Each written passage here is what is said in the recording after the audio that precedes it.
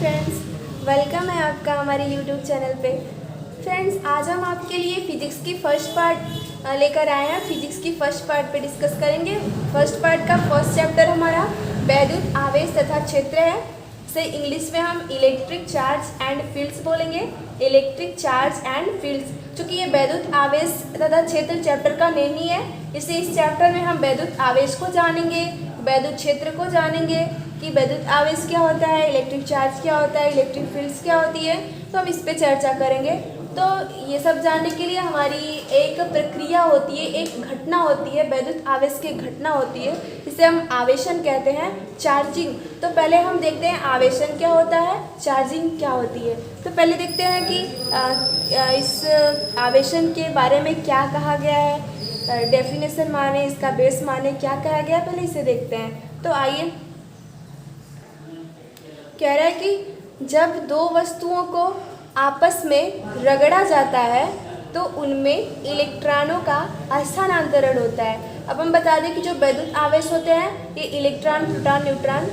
तो कह रहा है कि जब दो वस्तुओं को आपस में रगड़ा जाता है तो उनमें इलेक्ट्रॉनों का स्थानांतरण होता है, जिससे एक वस्तु में इलेक्ट्रॉन की कमी आ जाती है तथा दूसरी वस्तु में इलेक्ट्रॉन की अधिकता हो जाती है। इस प्रक्रिया में एक वस्तु में से इलेक्ट्रॉन निकल करके दूसरी वस्तु में चले जाते हैं। फिर जिस वस्तु में इलेक्ट्रॉन की कमी होती है उस पर धन आवेश तथा जिस वस्तु में इलेक्ट्रॉन की अधिकता होती है उस पर ऋण आवेश उत्पन्न हो जाता है। इस घटना को हम आवेशन कहते हैं और इसे वैद्युत प्रेरण का सिद्धांत भी कहते हैं। अब हम इसे बताते हैं कि ऐसे पढ़ने पे कुछ समझ में नहीं आया होगा, तो हम इसे डिफाइन करते हैं क्लियरली। सो गाइज, हमने पढ़ा था कि दो वस्तुओं, मान लीजिए कोई दो हमारी वस्तुएं हैं। कह रहा है कि जब इन वस्तुओं को आपस में रगड़ा जाता है, आपस में कोई भी चीज़ हो, एवरीवन, कोई भी चीज़ हो, एवरीथिंग, जैसे कि मान लीजिए कि दो कलर के कपड़े ही हैं। अब एक कपड़ा है हमारा एकदम वाइट कलर का है, एक कपड़े में वो जो पाउडर वाले कलर होते हैं वो लगा देते हैं, मान लीजिए रेड पाउडर का कलर डाल देते हैं। अब उसके बाद रेड कलर का पाउडर डाल देते हैं। अब उसके बाद जब हम उन्हें आपस में रगड़ेंगे, वो जो पाउडर से रंगा हुआ, जो कलर के पाउडर से रंगा हुआ कपड़ा उसे और वाइट कपड़े को, तो हम देखेंगे कि जो वाइट कपड़ा था उसमें भी थोड़ा थोड़ा रेड कलर लग जा रहा है।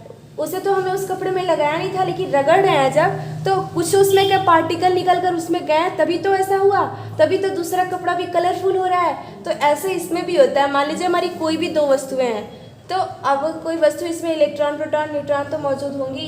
तो यहाँ पे मान लीजिए कि कई सारे इलेक्ट्रॉन है, इस वस्तु में भी कई सारे इलेक्ट्रॉन है। जब हम इन्हें आपस में रगड़ेंगे तो इसमें होता क्या है कि कुछ इलेक्ट्रॉन हो सकता है इसमें से निकल कर इसमें चले जाएं या फिर इसमें से निकल कर इसमें चले जाएं। तो जिस वस्तु में, बाहरी कक्षा में जिसमें अधिक इलेक्ट्रॉन होंगे वो निकल करके कम वाले में जाएंगे। तो मान लीजिए इसमें से निकल करके कुछ इलेक्ट्रॉन इसमें चले गए, तो अब इसमें से निकलकर पहली वाली वस्तु में से निकल कर दूसरी वाली वस्तु में क्या है, तो पहली वाली में जाहिर सी बात है जब निकलेंगे तो कमी तो होगी ही। जब इसमें से निकल कर जाएंगे तो कमी तो होगी ही। तो वही कह रहा था कि जिस वस्तु से इलेक्ट्रॉन निकलते हैं उसमें कमी होती है, इसमें कमी होगी। क्यों? क्योंकि इसमें से निकल करके इसमें गए हैं और इसमें अधिक हो जाएंगे तो इसमें इलेक्ट्रॉन की अधिकता होगी।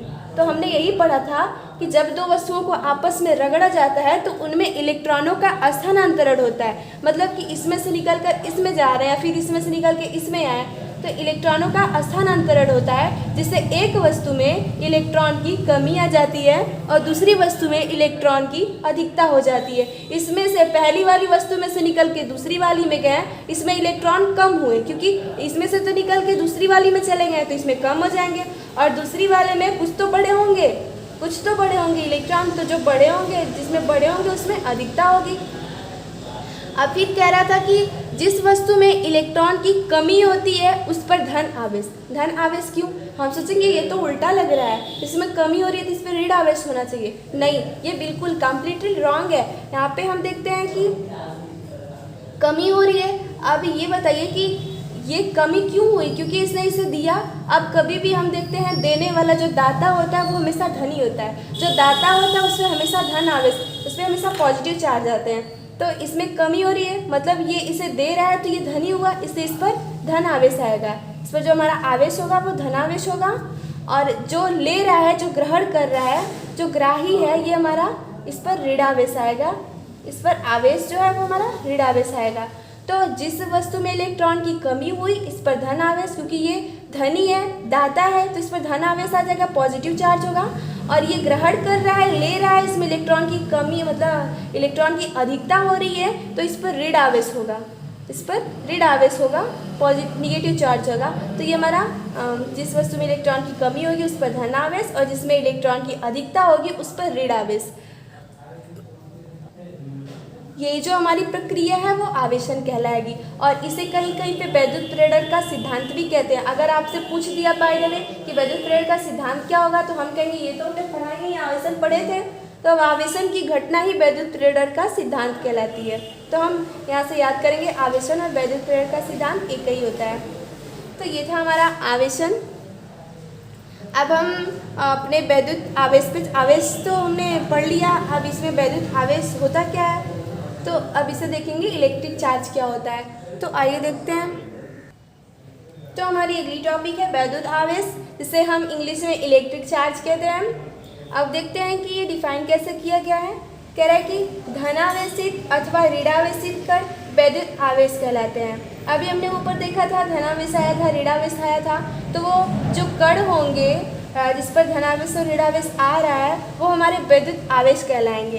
कह रहा है कि आवेश की सबसे छोटी इकाई ई होती है, ई फॉर इलेक्ट्रॉन, जिसका मान -1.6 × 10⁻⁻90 कूलाम होता है।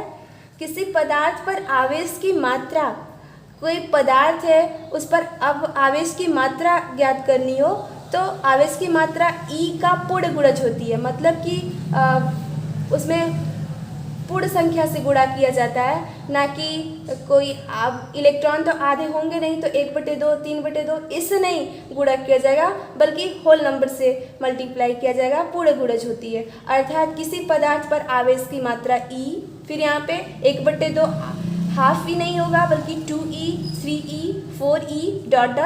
NE। फिर कह रहा है परंतु इसके मध्य नहीं हो सकती। वही जो हमने बताया, कभी हाफ ई या फिर 3/2e ऐसा नहीं हो सकता है। कह रहा है कि यदि किसी पदार्थ में n इलेक्ट्रॉन कम या अधिक है तो उस पर आवेश की मात्रा Q = NE होगा। अब हम इसे थोड़ा सा बताते हैं, समझा के बता देते हैं। अब हम देखते हैं कि जिस पर ये धनावेश और ऋणावेश आए हुए, ये कोई कण होंगे, तो ये जो हमारे पार्टिकल होंगे, ये धनावेशित या ऋणावेशित जो कण होंगे ये हमारे वैद्युत आवेश कहलाएंगे। ये जो हमारे पार्टिकल धनावेशित हैं या फिर ऋणावेशित हैं ये हमारे वैद्युत आवेश कहलाएंगे। अब कह रहा था कि इसकी सबसे छोटी इकाई हमारी ई होती है, ई फॉर ए मतलब इलेक्ट्रॉन ई होती है, और इसकी वैल्यू बताया गया था कि -1.6 × 10⁻⁻90 कूलाम। मतलब कि ई बराबर -1.6 × 10⁻⁻19 कूलाम, ये हमारी ई की वैल्यू आती है। कहीं अगर ई कोई क्वेश्चन दिया गया तो उसमें ई की वैल्यू कभी कभी दे देता है और नहीं देता है, तो ये याद करने वाली चीज़ है, इसे हम फाइनली याद करके सीखते हैं। तो E = -1.6 × 10⁻⁻90 कूलाम, ये ई की वैल्यू है। अब कह रहा था कि किसी पदार्थ पर, किसी मटेरियल पर आवेश की मात्रा अगर ज्ञात करना होता है तो वो ई का पूर्ण गुणज होती है, होल नंबर से मल्टीप्लाई किया जाता है। मतलब कि हाफ ई, कभी हाफ ई नहीं होगा, 3/2e नहीं होगा, ये हमारा रॉन्ग पैटर्न है। हमेशा कह रहा है पूर्ण गुणज होगी, अर्थात E 2e 3e 4e ऐसे ... NE। मतलब जितने इलेक्ट्रॉनों की संख्या होगी उसी के हिसाब से हम आवेश की मात्रा भी ज्ञात करेंगे, तो ... NE होता है। अब हम आपको बता दें कि जो आवेश की मात्रा होती है, आवेश की मात्रा, इसे हम शॉर्ट फॉर्म में Q से डिनोट करते हैं। इसे हम Q से डिनोट किया जाता है। तो आवेश की मात्रा को हम Q से निरूपित करेंगे, Q से दर्शाएंगे।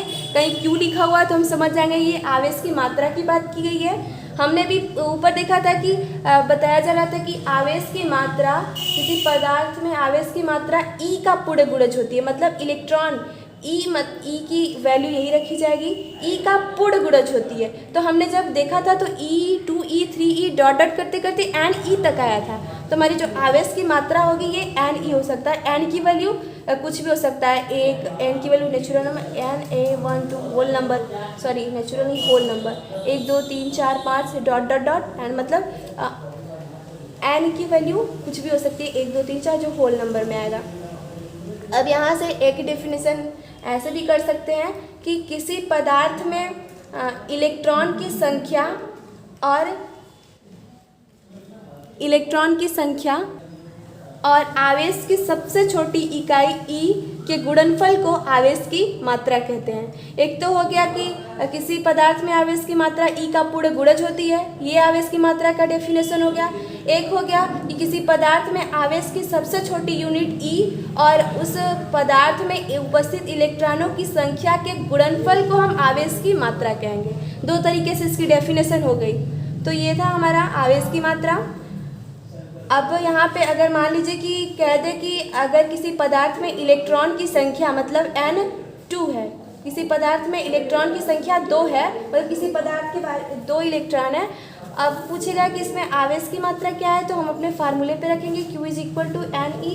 अब हमें पता आवेश की मात्रा ज्ञात करनी है। N की वैल्यू दिया गया है, E की वैल्यू फाइंड आउट नहीं करना है, हमें याद करना होता है। E की वैल्यू हमें पता है कि -1.6 × 10⁻⁻90 कूलम। अब हम ये मल्टीप्लाई करेंगे तो यहाँ पे -3.2 × 10⁻90 कूलम। ये नंबर है, इसका कोई मात्रक तो होगा नहीं, इसलिए E का जो मात्रक था कूलम वही Q का भी मात्रक होगा। तो यहाँ पे Q की वैल्यू हमारी आ गई -3.2 × 10⁻90 कूलम। तो ये हमारा आवेश की मात्रा यहाँ से निकल गया। तो ये था हमारा आवेश की मात्रा निकालने का तरीका। वैद्युत आवेश क्या होता है ये भी हमने बताया कि जो धनावेशित या ऋणावेशित जो हमारे कण होते हैं, जो हमारे पार्टिकल होते हैं, वो हमारे वैद्युत आवेश कहलाते हैं, इलेक्ट्रिक चार्ज कहलाते हैं। तो ये था हमारा वैद्युत आवेश। अब अगली वीडियो में हम मिलेंगे एक न्यू टॉपिक के साथ। तब तक के लिए थैंक यू सो मच।